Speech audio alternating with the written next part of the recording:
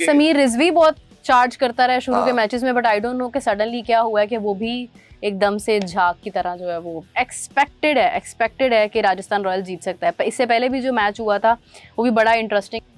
कराची में कुछ खास किया नहीं है वो तो हाँ। आप अगर देखते हैं तो उनकी परफॉर्मेंस उधर जाके तो बहुत मदम हो गई। हसन नवाज पे आए, उस बेचारे को भी 2-3 बुरी शॉट्स के ऊपर गुस्सा निकाला आपने कि बुरी शॉट मारी है, तो ठीक है बुरी है, सारे तो मारी है। हेलो एवरीवन, अस्सलाम वालेकुम, this is Meerab, hope you all are doing well and you are watching MM sports.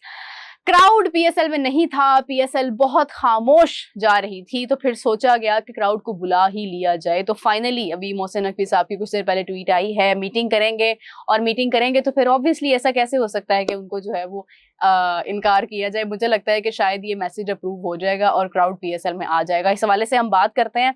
Irfan साहब मेरे साथ मौजूद है। कैसे हैं इरफान साहब आप? जी अल्लाह का शुक्र जी, अल्हम्दुलिल्लाह, thank you so much. Irfan साहब, नॉकआउट में भी हो जाता जहां थोड़ी बहुत वो छुप छुप के फिल्म का डायलॉग है ना कि मालिक जहां इतना खर्चा हो गया वहां चिप्स भी ले लेते हैं तो ये चिप्स भी ले लेते हैं, फिर मतलब नॉकआउट में भी बुला लेते हैं क्या? सिर्फ फाइनल बस इतनी सी छुट्टी। देखिए ये इन्होंने पहले भी 2 दफा मोहसिन नकवी साहब ने डिफरेंट जगहों पे इसका जिक्र किया था। फ्रेंचाइज ओनर का बहुत प्रेशर था। लोग, मैं हमेशा कहता हूँ कि फैन सबसे बड़े स्टेक होल्डर होते हैं और उनकी तरफ से भी ये रिक्वेस्ट थी कि हमें रखा जाए। और पीएसएल का जो मजा है जब हम नेबर कंट्री में देखते हैं और जिस तरह का जैम पैक स्टेडियम है, खचाखच भरे होते हैं, तो हमें लगता है कि हमारा भी इसी तरह हो, तो एक उसकी खुशी दोबारा हो, तरह फैंस का माहौल एक डिफरेंट लेवल की वाइब आती है। बट अनफॉर्चुनेटली जो टेरिटरी की अभी सिचुएशन चल रही है उस लिहाज से एक वाइज डिसीजन लगता है कि जब आपको मालूम है कि स्कूल कॉलेज को भी कुछ अरसे के लिए बंद किया गया, फिर अभी भी 4 डेज के लिए हैं, अभी भी कई ऑफिस के अंदर वर्क फ्रॉम होम है। 8 बजे सब कुछ बंद हो जाता जी है। वो 8 बजे मार्केट्स बंद की जा रही हैं, फ्यूल की प्राइसेस आज फिर बढ़ गई हैं, ठीक है, तो काफी कुछ हो रहा है। तो आप फिर एंटरटेनमेंट, मैं हमेशा मानता हूँ कि पहले खाना पीना रोटी बेसिक नेसेसिटीज है, एंटरटेनमेंट 5वें 6ठे नंबर पे आती है। हाँ that obviously, is important, but सब कुछ नहीं है, पहले आपने बेसिक चीजों को पूरा लेकिन करना है। पीएसएल भी तो साल में एक बार ही तो आती है। नहीं वो आता है, लेकिन वो नेसेसिटी नहीं है ना, नेसेसिटी में और एंटरटेनमेंट में फर्क रखना चाहिए। तो उसलिए गवर्नमेंट का ये था, हम उसको रिस्पेक्ट करते हैं। तो उन्होंने ओब्वियसली ये डिसीजन लिया था, अभी भी ये है। अब ये अगेन आज उनका एक्स पे पोस्ट आई है, उस पे उन्होंने शेयर किया है कि हमने दोबारा पीएसएल के हवाले से पीएम साहब से बात की है।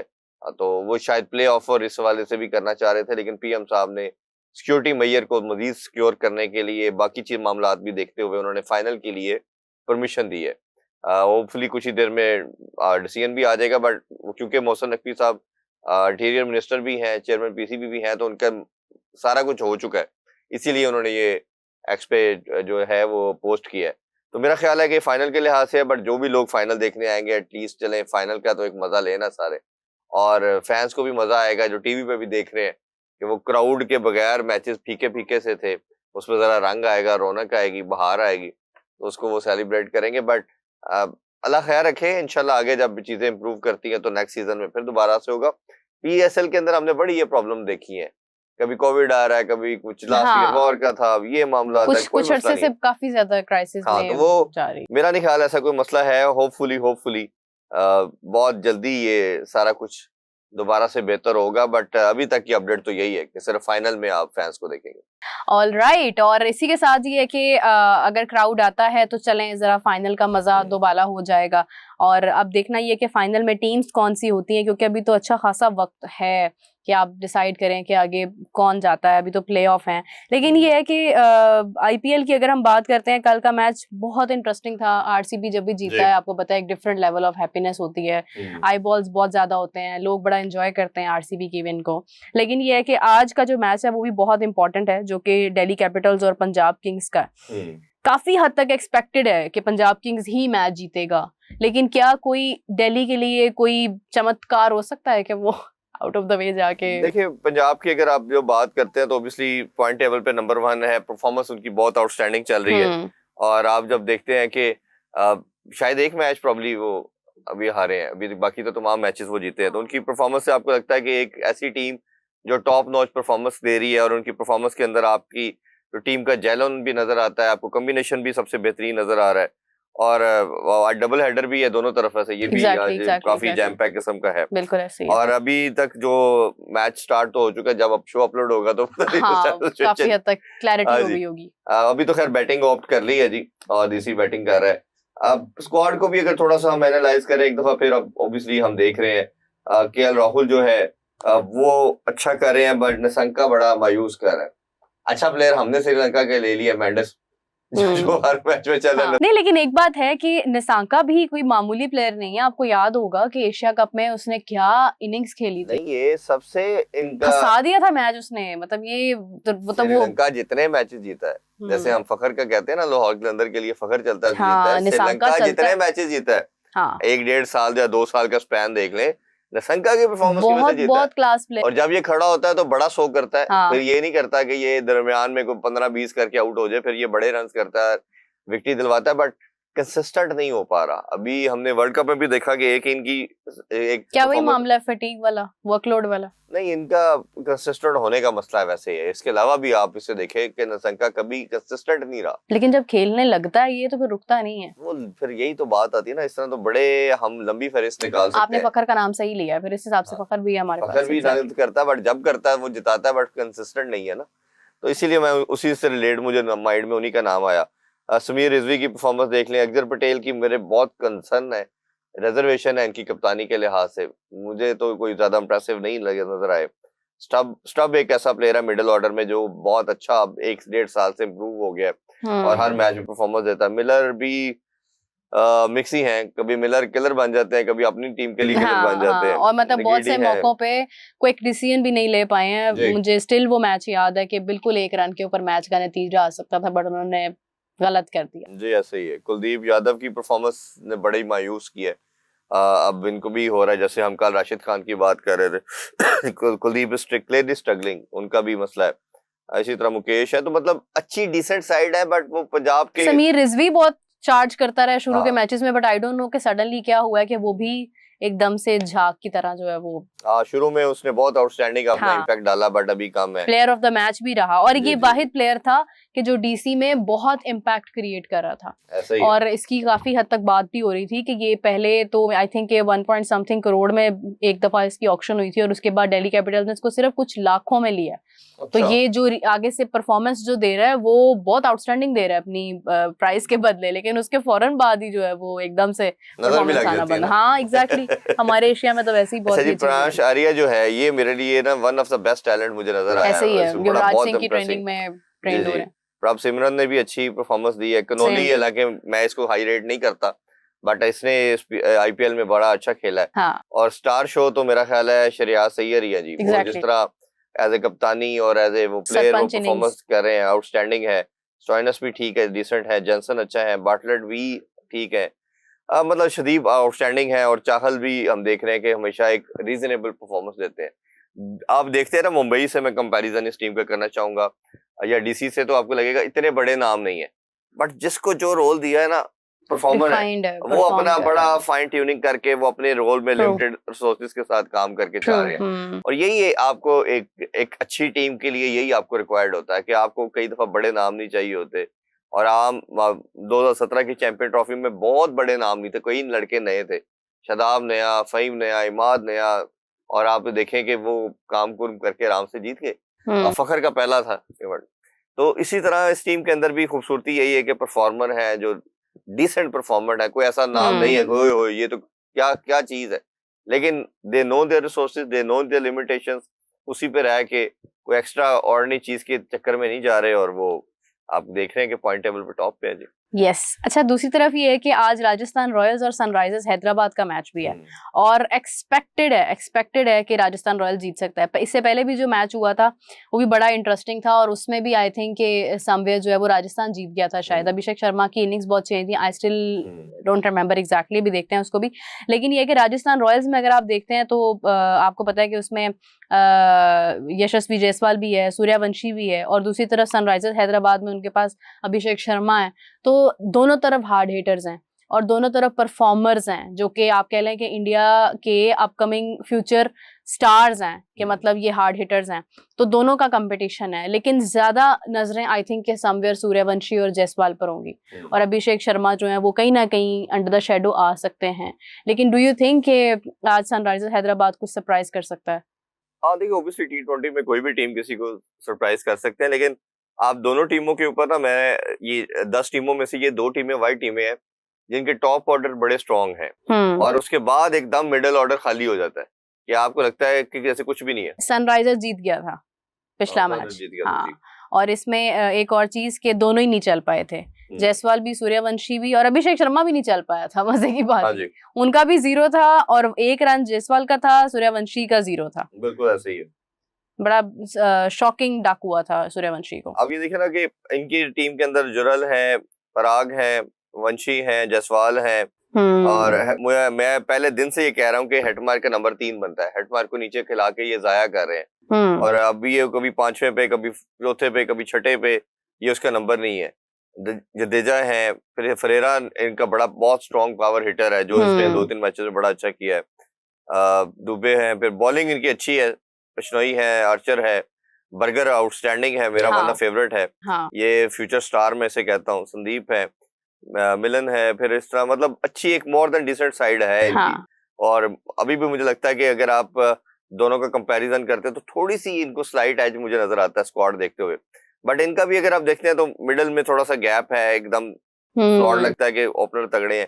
इनका ज्यादा ये प्रॉब्लम है। अभिषेक, ईशान किशन, ट्रेविस हेड के बाद आगे कौन है? फिर क्लासन है। हाँ। तो ये वैसे तो नॉर्मली ये तीनों चारों ही काम कर देते हैं अगर ये कर देते हैं। exactly. बट अगर किसी जगह पे ये 3-4 को ऊपर से आपने आउट कर लिया तो फिर आप एकदम सोचते हैं कि आप नीचे से मिडिल ऑर्डर या लोअर मिडिल ऑर्डर में कौन जाके बचाएगा, वो आपको कोई नाम इस तरह नजर नहीं आता। बॉलिंग इनका थोड़ा सा मुझे वीकर लिंक नजर आता है उनकी कंपैरिजन में।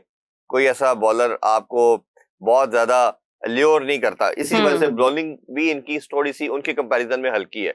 उस वजह से मुझे लगता है कि वो ज्यादा स्ट्रॉन्ग आपको आर नजर आता है। राजस्थान रॉयल आपको ज्यादा स्ट्रॉन्ग लगती है।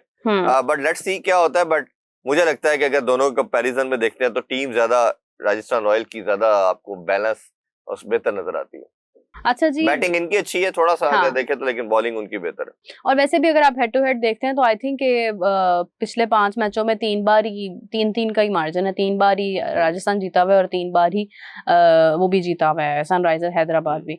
तो अब देखते हैं कि क्या करते हैं आज के मैच में, क्या प्लान होता है। अच्छा, दूसरी तरफ ये है कि PSL में आज कराची किंग्स का मैच तो जारी है और वो कराची का होम ग्राउंड है और शाम को लाहौर का मैच और लाहौर का होम ग्राउंड है। तो आज कौन अपने होम ग्राउंड का फायदा उठा सकता है? देखिए, अभी तो जैसे हमने कल बात की थी कि 3 टीमें क्वालिफाई कर चुकी हैं। पहले पेशावर ने किया था, फिर मुल्तान ने, और कल रात को इस्लामाबाद यूनाइटेड कर चुके हैं। राइट। अब ये 2 जो दिन रह गए हैं इसमें आपने प्लेऑफ के लिए 4 टीम का डिसाइड होना है और अब ना लाहौर अफोर्ड कर सकता है, ना कराची कर सकता है, ना कोयटा कर सकता है, ना हैदराबाद किंग्समैन कर सकती है। अब इन्होंने अपने मैचेस भी जीतने हैं, ऑपोजिशन को भी देखना है, फिर रन रेट पे भी चीज आएगी। हाँ। तो ये एक बड़ा अच्छा और तगड़ा किस्म का ना ये अब कंपटीशन है। 4 टीमें नंबर 4 स्पॉट के लिए स्ट्रगल करेंगी और मेरा ख्याल है कि बहुत बहुत इंटरेस्टिंग मैचेस होने जा रहे हैं। सब कुछ लगाएंगे, अपना जोर लगाएंगे और प्ले ऑफ में आप देखें फिर कौन आता है। बट कराची में कुछ खास किया नहीं है वो। तो आप अगर देखते हैं तो उनकी परफॉर्मेंस उधर जाके तो बहुत मदम हो गई। इधर जब थे तो इधर आउटस्टैंडिंग थी। इवन अभी भी लास्ट मैच जो एक जीते हैं कराची वाले, वो लाहौर में ही उन्होंने एक्स्ट्राऑर्डिनरी करके। तो क्या लगता है कि कौन अपना होम ग्राउंड आज बेहतर यूटिलाइज कर सकता है? देखिए, ऑब्वियसली लाहौर का एडवांटेज तो मिल लेता है लाहौर का। अगर आप जितने PSL 4 में से 3 उन्होंने सीजन जो जीते हैं, इवन प्ले ऑफ भी इधर ही ज्यादा वो जीते हैं, मैचेस भी इधर ही जीते हैं, तो लाहौर को एडवांटेज तो है। लेकिन लाहौर का रिलायंस बार बार रिपीट वाली वो टेलीकास्ट से लगता है वही बोल रहे हैं कि फखर के ऊपर बहुत ज्यादा है। और दूसरे नंबर पे जो अब्दुल्ला शफीक लास्ट टाइम अच्छा खेले, but unfortunately team losing side पे आई। बॉलिंग को भी उनको देखना पड़ेगा कि शाहीन और हारिस रऊफ के ऊपर रिलायंस तो है, बट वो जब in terms of death bowling आती है तो डेथ बॉलिंग में वो बहुत वीक है। और जब उनकी जिस तरह मार पड़ी और जिस तरह फुजदिल शाह ने भी परफॉर्मेंस आपके सामने है, डोमेस्टिक में भी बहुत अच्छा परफॉर्म करता है और उनका इंटरव्यू बड़ा इंटरेस्टिंग है। और रमीज राजा ने जिस तरह कहा कि मैं तो नहीं निकालता भाई इसको, अगर मैं कप्तान हूं तो। फुजदिल शाह ने कहा ना कि मैं ना कभी सोशल मीडिया पे हूँ, ना मेरी ऐसी कोई एक्टिविटी है, ना मैं कोई पोस्ट करता हूँ कोई चीज ऐसी। मैं अपना काम करता रहता हूँ, लगा रहता हूँ। मैंने इतने विकेट्स ली, इतने रन बनाए। और अगर आप देखते हैं कि जहाँ आपने इमाद वसीम को, नवाज को इतने चांसेस दिए और इसको टीम में रखा, लेकिन डग आउट में बैठाई रखा, चैंपियंस ट्रॉफी के अंदर उसकी परफॉर्मेंस तो ठीक थी। उसकी भी ठीक थी। 25 अभी भी आपको जब ट्राई नेशन वगैरह हुआ तो ये स्क्वाड में ही था, इसको बेंच पे बिठाई रखा, बेंच पे बिठा बुला ही के, नहीं वही मैं रखा। कह रही हूँ कि मतलब आप देखें कि उसने एक मैच मुझे याद है कि जिसमें उसने 69 मारा था, तो बड़ा तेज खेला तेज था ये। खेला था ये। राना फहीम अशरफ उसकी निस्बत दोनों ही चैंपियंस ट्रॉफी में ही आए थे एक वक्फे के बाद। तो राना साहब तो आज भी टीम के अंदर हैं, हालांकि आप देखें कि T20 में भी रहे हैं, बट खुशदिल आपको कहीं नजर नहीं आ रहा। तो दिस इज ऑल्सो नहीं, निगोशिएबल। उसका बेचारे का मायूसी भी नजर आई उसके इंटरव्यू में, हाँ हाँ उसमें हाँ, वो अपसेट भी था, क्योंकि डोमेस्टिक में परफॉर्म हाँ, कर रहा है ना। परफॉर्म भी करके आया। और ये ऐसा है कि चुप करके लगा रहता है, जिस टीम में जो बुलाता है खेलता है। He has only concern with the cricket, वो आउटसाइड चीजों में बेचारा ऐसे जाता ही है। नहीं है। एक हम्बल बैकग्राउंड से है और बड़ा एक जिसे नफीस आदमी कहना चाहिए वो दिखता है। और मेरी जब भी इनसे बात हुई है, always found him very very gentleman. तो वो I wish him best of luck जी, अच्छा करे और पाकिस्तान के लिए या लीग के लिए भी जो जो अपनी टीम के लिए वो करें। बट ऐसा कैरेक्टर आपको समहाउ चाहिए होता है कि जो पूरी टीम को अपलिफ्ट करे और जिसके अंदर स्किल सेट भी ऐसा हो, टीम मैन हो। वो आपको ऐसे कैरेक्टर ना बड़े कई दफा वाइटल होते हैं। तो हमने देखे ना, मेरा हमारा जर्नी शुरू होता है आसिफ अली से। 2016-17 से बात करने लगा हूँ। पांचवें छठे वाला रोला जो है हाल ही नहीं हुआ। आसिफ अली को साल 2 इन्वेस्ट किया। प्लेयरों की भी शायद गलतियां होंगी, लेकिन मैंने पहले भी कई इंटरव्यूज में ये जिक्र किया है। ये जितने लड़के हैं 6-7, इन सब का मानना ये है कि बाबर रिजवान 80% बॉल्स ये यूज करते थे, हमें 20-22 बॉलें मिलती थी, उसमें डिमांड किया जाता था और ये प्रूव भी करते थे करके 8 बॉलों पे 30-40 करके हम कैसे करें। और जब नहीं होता था तो हर इंटरनेशनल बॉल पे छक्का तो नहीं लगता। मुझे याद है 21 की बात है, 21 में ये बड़ा जबरदस्त कॉम्बिनेशन होता था। नहीं, आसिफ अली ने बहुत मारा हुआ है भाई। आसिफ ने आपको 2-3 मैचेस जितवा के दिए, बिल्कुल बिल्कुल लास्ट में आके एक बड़ा अच्छा, मुझे आज भी याद है कि आप ये देखें ना कि हमने सिस्टम की, जब मैं बात करता हूँ कि इंटेलेक्चुअल डिसऑनेस्टी कई दफा कैसे आती है। आसिफ को नहीं लेके चल पाए, फिर आसिफ को रिप्लेस करता है इफ्तिखार चले, थोड़ा लंबा टाइम चला, लेकिन वो भी इन आउट कई दफा होते रहे। फिर उनका तो नंबर ही कंफर्म नहीं था, वो तो कहते थे कि मैं टेल एंडर हूं, बनाया उनको मिडिल ऑर्डर बैटर। उसको बेचारे को कभी पहले कभी चौथे में। फिर खुशदी शाह भी इन आउट चलता रहा 2-3 साल से। फिर इरफान खान न्याजी आया, उसको भी 1 साल रख के फिर इन आउट। उससे आप निकले तो आप हसन नवाज पे आए, उस बेचारे को भी 2-3 बुरी शॉट्स के ऊपर गुस्सा निकाला आपने कि बुरी शॉट मारी है। तो ठीक है, बुरी है, सारे ने मारी है। ये नहीं मारा साइम अयूब, 65-70 मैचेस में मार चुका है। तो उसके ऊपर आपका कुछ और है। फिर अब्दुल समद आए, अब्दुल समद भी देखे कब तक कैरी करते हैं आप। तो इस नंबर पे आपने किसी को खुद से एडजस्ट नहीं होने दिया। आप टैलेंट आइडेंटिफाई करते हैं और फिर आप उसके साथ स्टिक करते हैं। अगर साइम अयूब का टैलेंट आइडेंटिफाई करके उसके साथ स्टिक कर लिया है, तो ये जो 6-7 लड़के थे, इनमें से कोई एक भी वर्दी नहीं था या आप उसे कहते कि यार ये वही बात है कैपेबल है, इसके साथ हमने स्टिक अगर टीम में फेवरेटिज्म है तो फिर बहुत सारे लोगों का मेरिट मारा जाता है। और फेवरेटिज्म तो होता ही है, ये तो एक माँ के भी बच्चों के साथ होता है। तो फिर ये तो फिर टीम है। खैर, ये फेवरेटिज्म कर लें, लेकिन वो एटलीस्ट आपके अपने मेरिट्स भी सेट होने चाहिए ना। देखिए ना, क्यों है, मेरा कोई जानने वाला है और मैं उसके साथ उसको और अपने साथ रख रहा हूँ, वो काम ठीक कर रहा है, तो मुझे क्या मसला है। आप कंफर्टेबल अब आप देखिए कि लेकिन अगर परफॉर्मेंस नहीं आ रही तो नेशनल टीम है ना, ये आपकी किसी की गली मोहल्ले की टीम तो है नहीं है कि आपको बस आपका दोस्त है। पाकिस्तान का टीम है, आपका वाइस कैप्टन इंजर्ड होता है, आप वाइस कैप्टन ही डिक्लेयर नहीं करते किसी को। क्यों भाई? एग्जैक्टली, कैसे नहीं कर सकते आप? तो काफी चीजें हैं जो डिस्कस करने वाली हैं, लेकिन अभी के लिए तो हम आपसे इजाजत चाहते हैं। इरफान साहब, आपका बहुत शुक्रिया। और आपको हम लोग ज्वाइन करेंगे रात को, राइट आफ्टर द मैचेस बल्कि, क्योंकि ये है कि ये वाले मैचेस तो खैर खत्म हो जाएंगे, बट ये है कि हम रात वाले मैचेस जैसे ही एंड होंगे हम आपको फिर से ज्वाइन करेंगे। अपना बहुत सारा ख्याल रखें। We will catch you, take care, bye bye.